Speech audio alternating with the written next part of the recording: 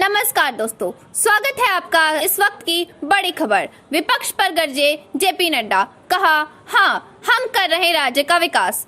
दूसरी बड़ी खबर में आपको बताएंगे बिहार इलेक्शन, नीतीश का आरजेडी पर निशाना, रैली में पूछा रघुवंश बाबू के साथ कैसा व्यवहार किया गया।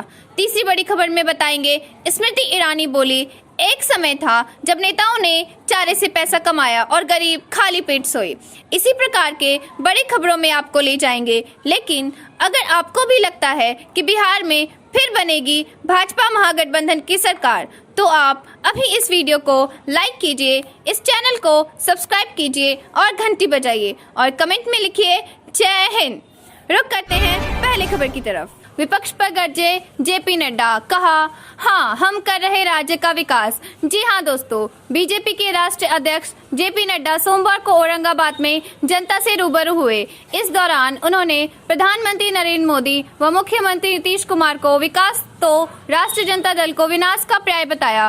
कहा कि बिहार के विकास में नया आयाम जोड़ने के लिए नीतीश कुमार के नेतृत्व में राष्ट्रीय जनतांत्रिक गठबंधन की सरकार जरूरी है। राष्ट्रीय मुद्दों की बात करते हुए उन्होंने कहा कि एनडीए की सरकार ने अयोध्या में भव्य राम मंदिर के निर्माण का रास्ता साफ किया तो जम्मू कश्मीर से धारा 370 हटाया। देश में एक संविधान चलेगा, मोदी है तो यह सब मुमकिन है। उन्होंने यह भी कहा कि पीएम मोदी के नेतृत्व में देश सुरक्षित है। जेपी नड्डा ने कहा कि बिहार के चुनाव में अब विकास की बात होती है, यह प्रधानमंत्री नरेंद्र मोदी की देन है। राज्य के विकास के लिए केंद्र सरकार ने पर्याप्त राशि उपलब्ध कराई है। मोदी ने जातिवाद और क्षेत्रवाद के नाम पर मतदान की परिपाटी को बंद करा, विकास व काम के आधार पर वोट मांगने की नई परिपाटी शुरू की है।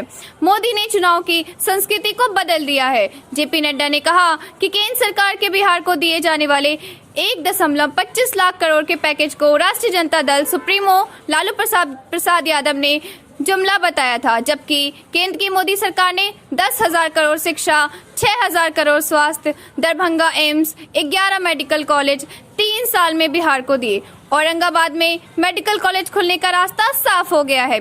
बीजेपी अध्यक्ष ने कहा कि पीएम मोदी ने देश में 18,000 गांवों में बिजली पहुंचाई। केंद्र सरकार देश के साथ बिहार के विकास को लेकर भी गंभीर है। नड्डा ने कहा कि कोरोना संक्रमण को लेकर केंद्र व राज्य की सरकारें गंभीर है। वर्तमान में प्रतिदिन 15 लाख सैंपल की जांच हो रही है। कोरोना काल में गरीबों को मुफ्त अनाज दिया गया, जनधन खातों से गरीबों को लाभ मिला। कोरोना काल में सभी को 1500 रुपए भी दिए गए। रुक करते हैं अगली खबर की तरफ। बिहार इलेक्शन, नीतीश का आरजेडी पर निशाना, रैली में पूछा रघुवंश बाबू के साथ कैसा व्यवहार किया गया।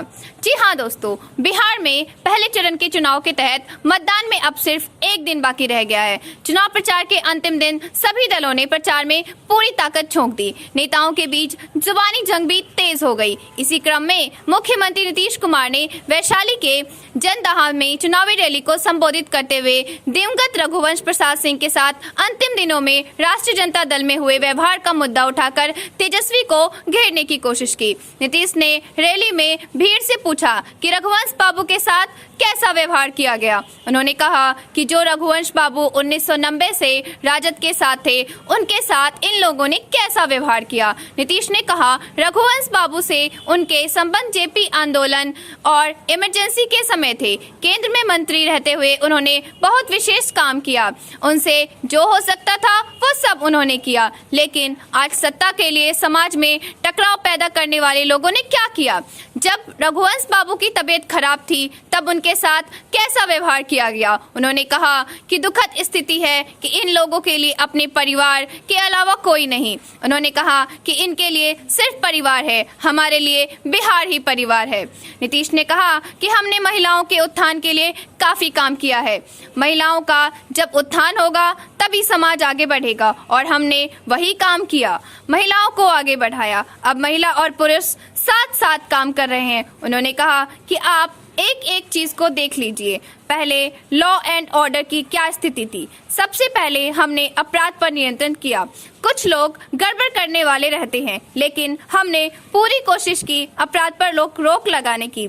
आज अपराध के मामले में बिहार देश में भर में 23वें स्थान पर है। 2015 में हमने 7 निश्चय की बात की जिसे पूरा किया। सीएम नीतीश ने कहा कि बिहार में लालटेन का युग खत्म हो गया है। लालटेन की कोई उपयोगिता बिहार में नहीं रह गई है। हमने हर घर में बिजली पहुंचा दी है। अब बिहार के लोग बिजली का लुत्फ उठा रहे हैं। उन्होंने कहा कि महुआ में मेडिकल कॉलेज की स्थापना की जा रही है। कहा कि चुनाव के समय लोग तरह तरह के वादे करते हैं लेकिन बाद में भूल जाते हैं। हमने जो कहा वह करके दिखाया, आगे और भी काम करेंगे। रुक करते हैं अगली खबर की तरफ। स्मृति ईरानी बोली, एक समय था जब नेताओं ने चारे से पैसा कमाया और गरीब खाली पेट सोए। जी हाँ दोस्तों, बिहार में कोरोना संकट के बीच बुधवार को पहले चरण के लिए मतदान होने वाले हैं। ऐसे में सोमवार को पहले चरण के लिए होने वाले चुनाव के प्रचार का आखिरी दिन है। ऐसे में कई बड़े नेता आज राज्य में चुनावी रैलियां कर रहे हैं। वहीं दूसरी ओर चिराग पासवान ने मुख्यमंत्री पर भ्रष्टाचार का आरोप लगाया है, साथ ही शराबबंदी पर उन्हें घेरा है। इसके जवाब में मुख्यमंत्री ने कहा है कि शराब माफिया मुझे सत्ता से हटाना चाहते हैं। इसके अलावा प्याज को लेकर तेजस्वी यादव ने भाजपा को घेरा है। स्मृति ईरानी का राजद पर हमला। केंद्रीय मंत्री स्मृति ईरानी ने आज बोध गया में एक सार्वजनिक रैली को संबोधित करते हुए कहा कि एक समय था जब नेताओं ने चारे से पैसा कमाया और गरीब खाली पेट सो जाते थे। आपको अपने माता पिता की तस्वीर लगाने में इतनी शर्म क्यों? रविशंकर प्रसाद।